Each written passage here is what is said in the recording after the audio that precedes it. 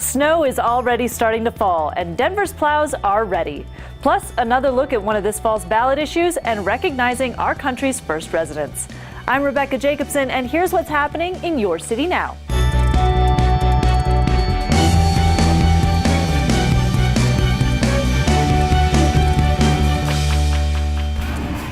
While other parts of the country celebrated Columbus Day, on Monday, Denver City Council paid tribute to our country's first residents.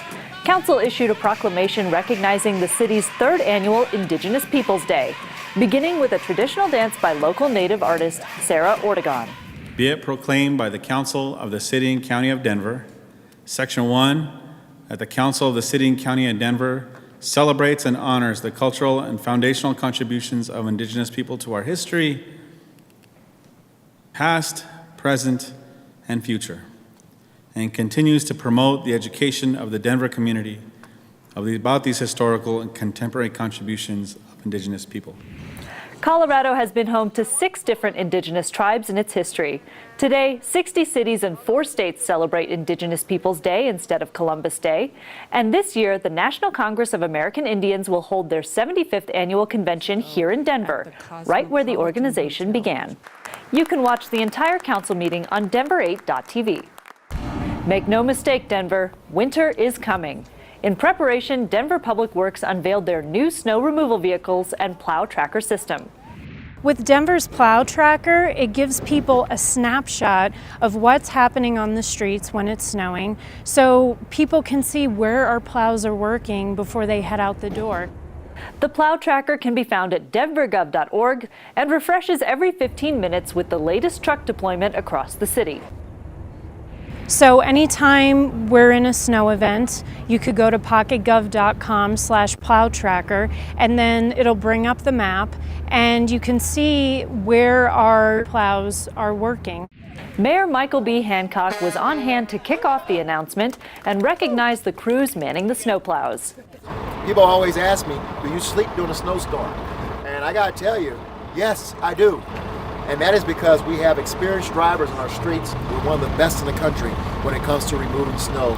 Despite mild winters the last several years, Denver Public Works is set to meet Colorado's unpredictable snowfall. Denver, famous last words, we're ready. To stay up to date with the snow removal this winter, log on to denvergov.org. The recent reports on climate change are grim. So Denver City Council spent Wednesday afternoon learning about the science of climate change and what the city can do to help our planet. So our long-term climate goal is to reduce greenhouse gas emissions community-wide 80% by 2050 from a 2005 baseline. And really, in order to get on that trajectory, which is a very ambitious and aggressive target, we need to take action. And the city and state are taking action by pushing for more renewable energy from our utilities and increasing energy efficiency. We are wanting to commit to being partners with the administration in things like the Excel conversations and then being a part of keeping the community in the loop. A proclamation on climate change will come before council on October 22nd. You can watch the council meeting on Denver8.tv. One of the many questions Denver voters will decide this fall is ballot issue 7G. This proposal would increase taxes for the Urban Drainage and Flood Control District to pay for their work in coordination with local governments. This includes maintaining early flood warning gauges to provide potential evacuation warnings, providing trails, wildlife habitat, and recreational access by preserving thousands of acres of parks and open space in floodplain areas, and removing debris, garbage, and obstructions from streams, creeks, and rivers, resulting in reduced risk to the health and safety of residents.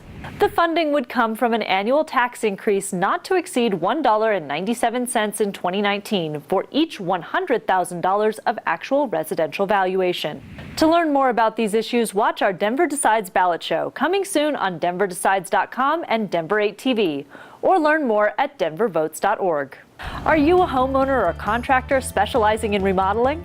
Here's an opportunity to get your questions answered about residential permits.